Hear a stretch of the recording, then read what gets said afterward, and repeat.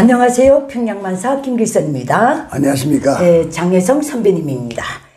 우리 오늘은요 67년간 6.25 전시가요를 부르면서 군국주의를 고취하고 있는 북한. 참 의의가 있는 얘기인데 남한은 오히려 전시가요를 하는 거 못 들었어요. 전시가요를 부르는 걸 못 봤잖아요. 그리고 군가도 남한에서는 별로 안 부르더라고요. 제가 여기 남한에 와서 군가를 딱 한 번 들었는데 그건 참 남한 군가도 야 요거 진짜 정말 귀맛이 도는구나. 사나이로 이거? 예, 그거죠.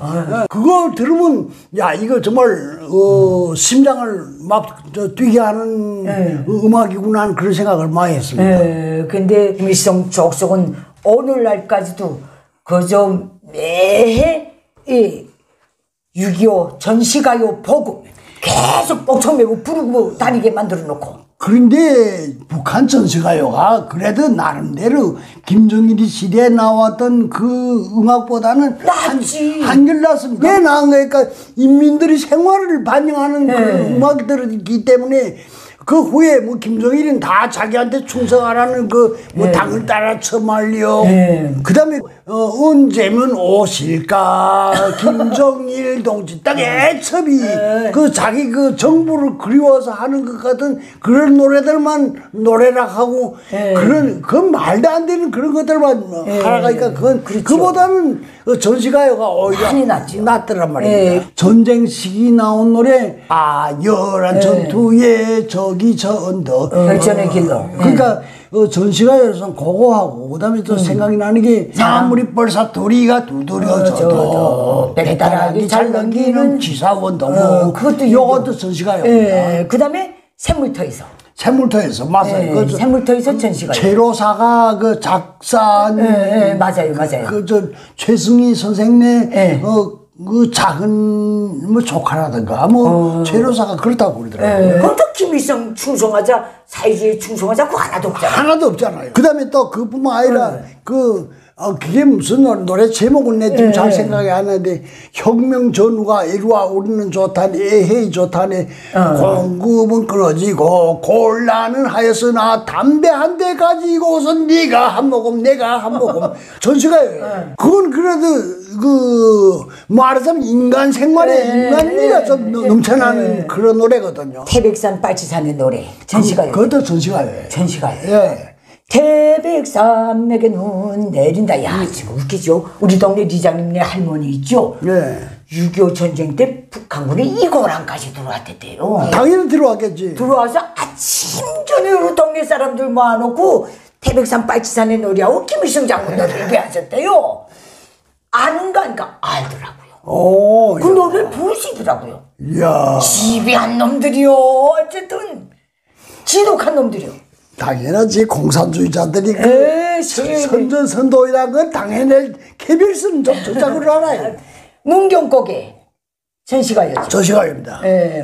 오르면서 70리 내리면서 70리. 조기철이 가사를 쓴 건데 그 노래 들으면 정말 그 문경곡에 넘어가는 것 같은 게 보이잖아. 내 문경곡에 와서 얼마 되지 않아서 한번 갔댔어요. 가서 문경곡에 어떤 데인가 하니까 거기 다 완전히 포장도로를 해서 오르면서 70리 내리면서 70리가 어디면지 분간이 안 가더라고요. 맞습니다. 자동차 운전병의 노래. 그것도 전시가요.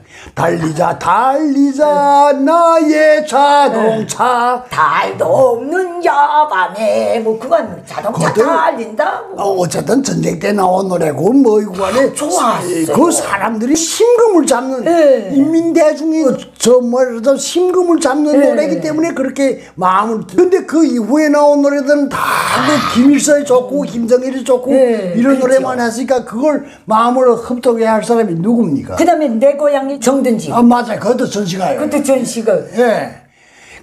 사랑하는 내 고향엔 정든지 선내 그 노래 아닙니까? 봄철이면 꽃이 피고 가을이면 열매 맺네. 얼마나 심금을 울리는 노래입니까? 근데 그 원래 가사를 구에 뜯어 고쳤어요. 뜯어 고쳐서 개판을 만들어. 주령님이 주신 땅에 봄이 오면 씨 뿌리고 그 원래 그거 아니었거든요. 아니죠.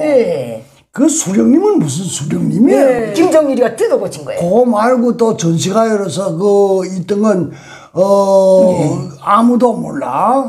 돌다리 건너다 냇가에 뭐 빠져도 처녀는 춤추듯이 집으로 가네. 전선에서 날아온 한 장의 편지를 처녀가 받은 줄은 아무도 몰라. 이거 그렇죠. 이걸 쟀던 거 보면 그때 당시 이 노래 작사 작곡가들이 상당히 수준이 높았다는 거예요. 글쎄 그 수준이 높은 것도 있지만 김일성의 김정일이 흠모하는 노래가 아니니까 더구나 사람들이 그 심금을 잡는단 말입니다. 그 후에 나온 노래들은 동지의 노래니 당을 따라 처말리니 정일봉의 우레소리 그게 노래라고. 그리워 아이고 징글징글해 그 노래도. 근데 우리가 6.25 전쟁이 군방 딱 개시했을 땐 북한에 노래가 없었대요. 그래서 중국 우영군 노래하고 소련이 그 거리기가 쓴 어머니 그 용화로 소련이 그때 만들었을 때 그때 행진곡을 불렀대요. 나가자 뭐 방가리 싸움에 이 노래를 부르면 육박전을 다 했다는 거예요. 그러니까 중국의 팔로원들이 한 7만여 명이 나오다 보니까 중국에서 하던 그 노래들이 그냥 여기 퍼졌는데 그 옛날에 그 중국에서 부르던 노래 중국 강산 달빛은 은빛을 띠고 조선혁명 성공은 멀지 않은데 이런 노래를 북한 사람들 알더라고요. 미래가 아닙니까? 난 미래가인지 뭔지 모르겠는데 그런 노래가 있었어요. 북한 사람들이 적세게 알고 있는 사람들이 많더라고요. 어떻게 당신 아는 거니까 우리 부대에 그때 팔로곤에서 나온 사람들 너무 많았다. 그 사람들이 부르던 노래다. 그래서 그럴 수 있겠다 하고 생각했습니다. 원래 그 항일무장투쟁 시기에 불렀다는 노래 혁명가들 있지 않습니까? 찬송가 곡조도 들어가 있더라고요. 그거 남북만주 서란풍 휩쓰는 산중에 그거는 일본 해군 군가입니다. 그 다음에 나가자 싸우려 나가자 그거는 러시아 시비리 댄스곡입니다.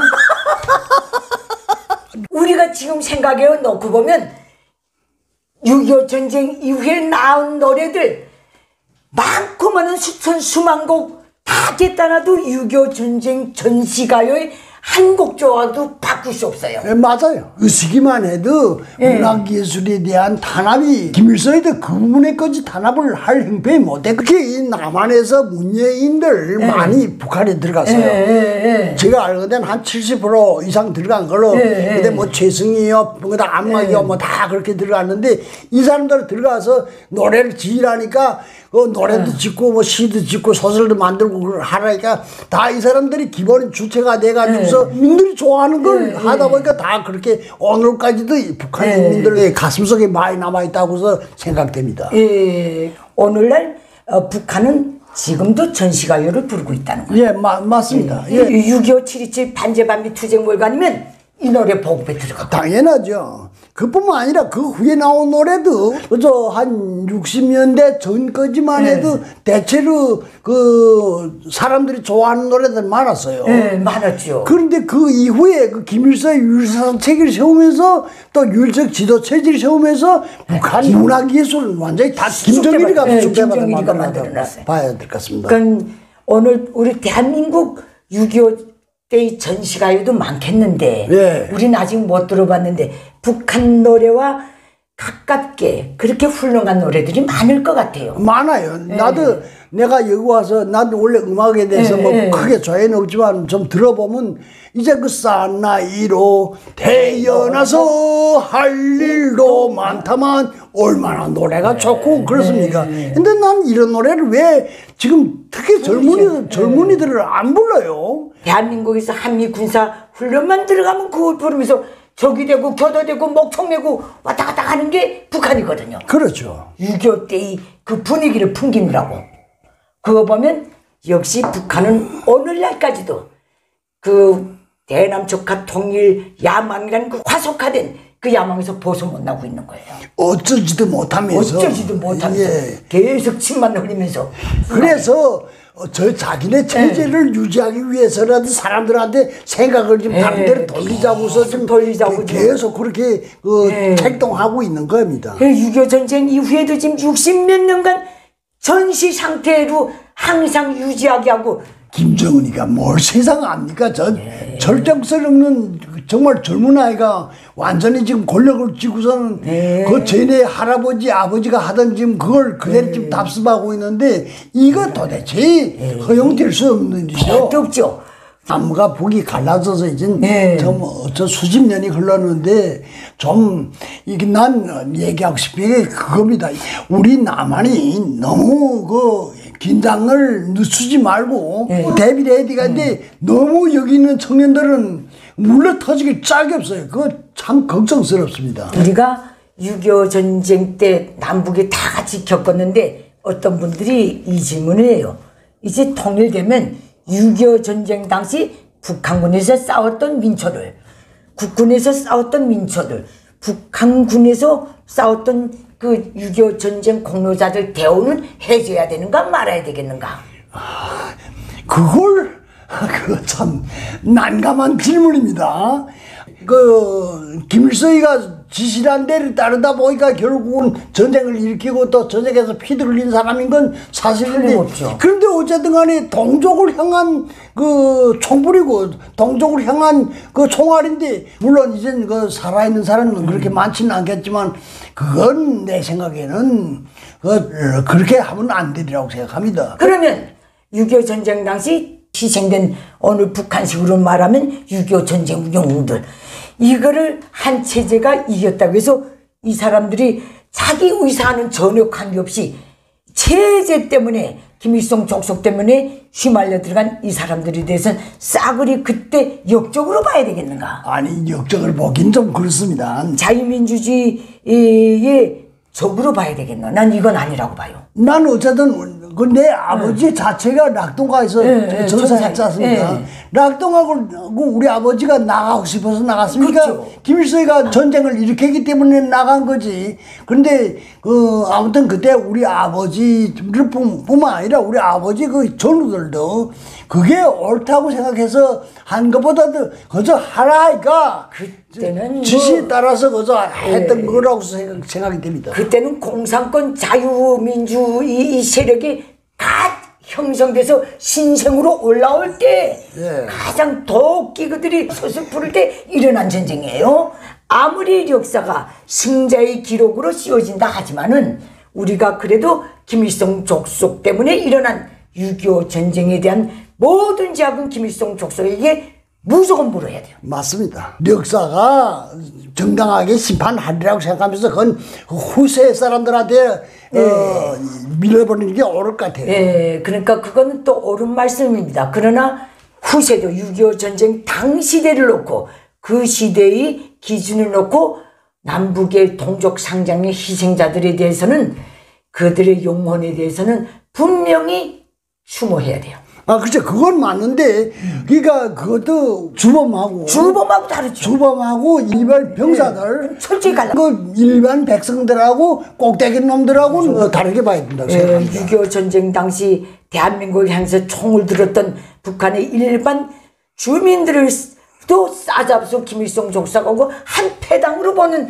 현상이 일어나면 더 큰 문제가 일어날 수 있다. 그렇죠. 그건 내가 그래서 이 말씀을 드린 겁니다. 그래서 이걸 한 패당으로 본다면 그 한반도 우리 그 민중은 영원히 하나님 못해요. 영원히 이 화해를 못해요. 맞습니다. 남북이 76년간 세워놓은 체제 장벽에서 그것부터 풀어야 돼요. 옳습니다. 저도 그렇게 생각합니다. 오늘 우리가 아직까지 6.25 전시가요를 부르면서 전쟁 분위기를 고취시키고 있는 북한, 여기에 대해서 얘기를 하다 보니까 여기까지 왔네요. 모든 시청자분들은 어떻게 생각하는지 이 문제는 여기서 마치도록 하겠습니다. 감사합니다. 안녕히 계십시오. 예.